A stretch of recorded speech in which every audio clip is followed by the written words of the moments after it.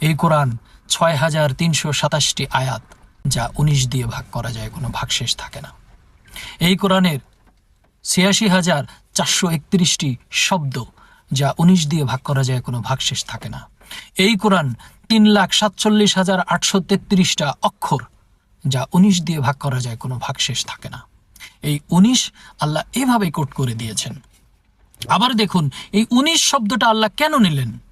এটার হয়তো অনেক কারণ থাকতে পারে। তার মধ্যে অন্যতম কারণ যেটা আমি খুঁজে পেয়েছি, আমার কাছে মনে হয়েছে, সেটা হচ্ছে এই যে সংখ্যা তত্ত্ব, এই সংখ্যার সর্বনিম্ন একক হচ্ছে ১ আর সর্বোচ্চ একক হচ্ছে ৯। এই ১ আর ৯ একসাথে করে হয়েছে ১৯।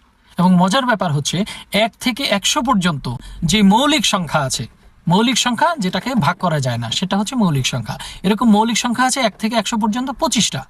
সেই ২৫টার মধ্যে ১৯ এমন একটা মৌলিক সংখ্যা, যে সংখ্যাটা এর নিজের জায়গায়